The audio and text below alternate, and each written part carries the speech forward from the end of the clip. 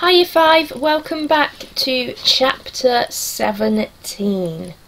So Harrison and Lana have just gone back into the suites again and they're returning back into the Sleeping Beauty story. Moments later, Lana was racing headfirst down the chute, pursued by half a tub's worth of mint imperials, closely followed by Harrison.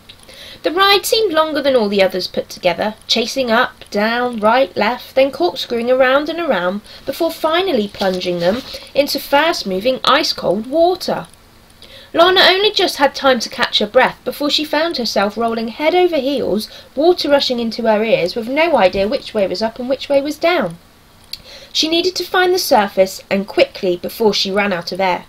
She was starting to panic, but then she saw the sun shimmering faintly beneath her, and summoning every ounce of strength, lungs bursting, she turned into the water and swam with all her might towards it. Her head broke the surface, and she took in a giant gulp of air. "Lana, quick, hang on to this," called Harrison. Relieved to hear his voice, she turned just in time to see her brother racing past, his arm outstretched, clinging to a log. Their hands clasped, and suddenly she was rocketing through the rapids alongside him. The river was unimaginably wide, banked on either side by an immense silver birch forest, stretching in every direction as far as the eye could see. A pale sun was shining through the clouds, and a sharp wind was whipping the slate-grey water into white foam peaks.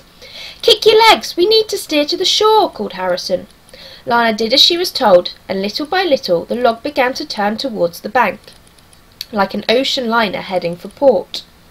Soon their feet were able to touch the bottom of the river, and they hauled themselves up onto the pebble-strewn shore, struggling to catch their breath. "Thanks," said Lana. "If it hadn't been for you, I might have drowned." But Harrison wasn't listening. "I don't understand," he said. "Where's the boat?"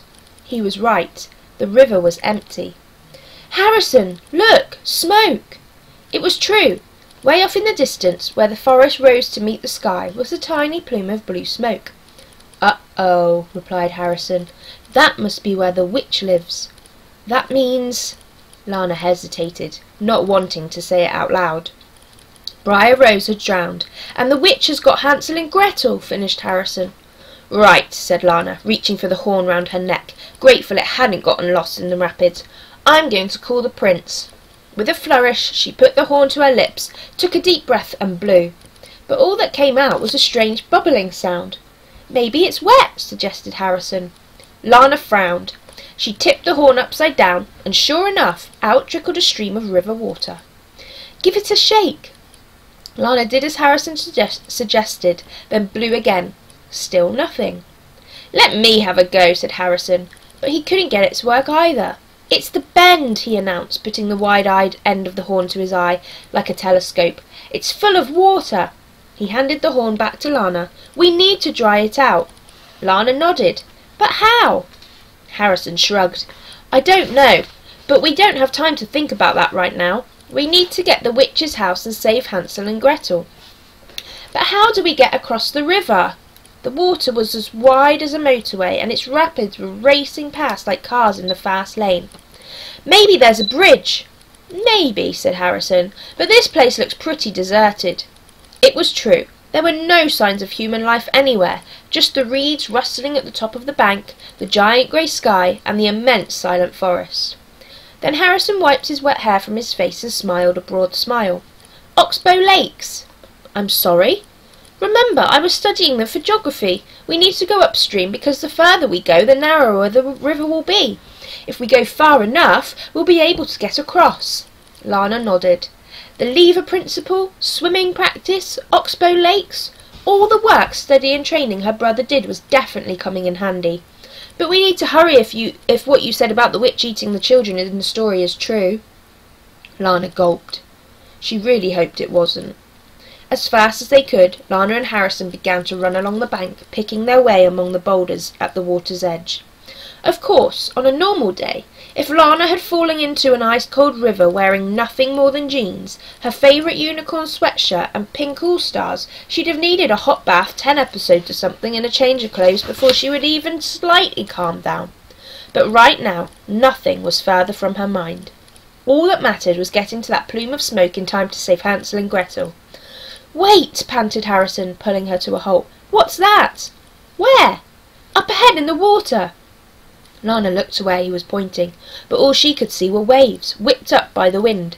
Then, suddenly, in the middle of the river, something flashed white. A rock? Suggested Lana. It's moving! He was right. Something was crossing the river, and fast.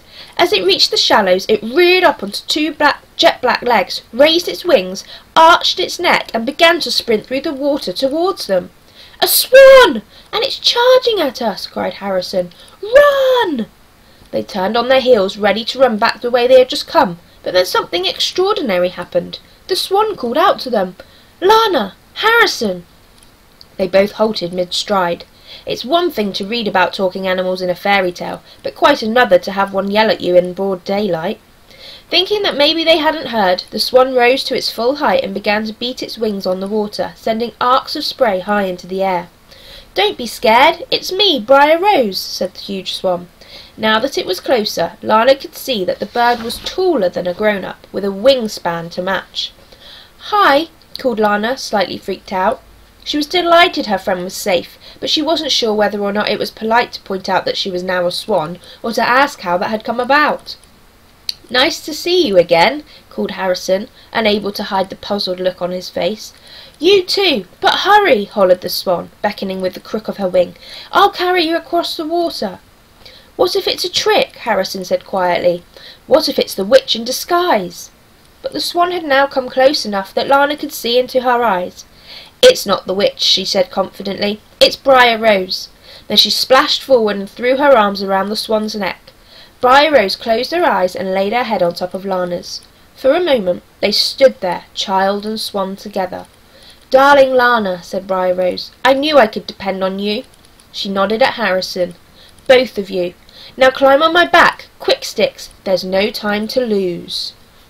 Ooh, I wonder what they're all going to go and do now. Well, we will find out a bit more in Chapter 18 tomorrow. Bye!